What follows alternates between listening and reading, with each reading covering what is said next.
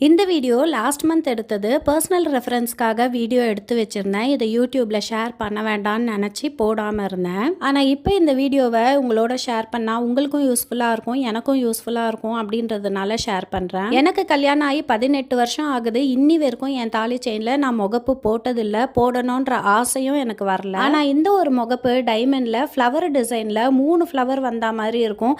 இந்த முகப்பு பார்த்த உடனே எனக்கு ரொம்ப ஆசையாக இருந்தது. இந்த டிசைன் எனக்கு ரொம்ப பிடிச்சிருந்தது. ஆனால் 3 ஃப்ளவரையும் என்னோட இருக்கிற தாலி கொடியில் நீங்கள் போட்டு கொடுப்பீங்களா அப்படின்னதுக்கு, இல்லை நீங்கள் தாலி செயினாக தான் மொத்தமாக வாங்கிக்கணும் அப்படின்னு சொன்னாங்க. இந்த டிசைன் எனக்கு ரொம்ப பிடிச்சிருந்ததுனால இருக்கிற தாலி செயினை போட்டு எக்ஸ்சேஞ்ச் பண்ணிவிட்டு இந்த தாலி கொடியை புதுசாகவே இந்த முகப்போட வாங்கிக்கலாம் அப்படின்னு ஆல்மோஸ்ட் கன்ஃபார்ம் பண்ணிட்டேன் வாங்குறதுக்கு. புது தாலி கொடி வாங்கணும் அப்படின்னும் போது நான் ஒரு நல்ல முகூர்த்த நாளாக பார்த்துட்டு வரேன், இது நீங்கள் எனக்காக எடுத்து வைங்க அப்படின்ட்டு வந்துட்டேன். ஃபர்ஸ்ட் டைம் முகப்பு போட போகிறேன், அதுவும் டைமண்டில் போட போகிறேன் அப்படின்றதுனால யூடியூப்ல இதை பற்றின ஏதாவது இன்ஃபர்மேஷன் ரிலேட்டட் வீடியோஸ் இருக்கா அப்படின்னு சர்ச் பண்ணேன். அதில் தாலிக்கொடி ஷாப்பிங் பண்ண ஒரு வீடியோவில் அவங்க வந்து இது மாதிரி தாலிக்கொடி வாங்கியிருக்காங்க. இது பேர் வந்து ஐஸ்கிரீம் செயின்னு சொல்லுவாங்க. கம்பி மாதிரி இருக்குது. அது பார்த்தீங்கன்னா தளர்ந்து வராமல், கழுத்தோட இணைஞ்சி வராமல் வெறப்பாகவே இருந்தது.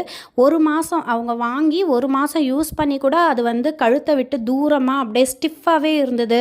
அவங்களுக்கு கம்ஃபர்டபுளாக இல்லை அப்படின்னு சொல்லிட்டு 1 to 3 மந்த்ஸ்க்குள்ளே திரும்ப போய் அவங்க வேறு டிசைன், நார்மலான தாலி கொடி கொஞ்சம் தளர்ந்து இருக்கிற மாதிரி பார்த்து திரும்ப எக்ஸ்சேஞ்ச் பண்ணிட்டாங்களாம். முகப்புலேயே இன்னொரு டிசைன் இருக்குது. அதாவது பிட்டு மாதிரி வரும். அதை வந்து நம்ம தாலி கொடியை கட் பண்ணிவிட்டு 2 பக்கமும் கனெக்டர்ஸ் கொடுத்துட்டு நடுவில் பிட் மாதிரி போடுவாங்க. ஆனால் இந்த 3 ஃப்ளவர் இருக்கிற டிசைன் பார்த்தீங்கன்னா தாலி கொடி மேலே தனித்தனியாக இருக்கிற மாதிரி இருந்தது.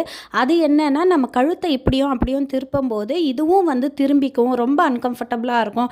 ஏன்னா தாலி கொடி அப்படின்றது நம்ம வந்து டெய்லி 24/7 போட்டுகிட்டே இருப்போம்.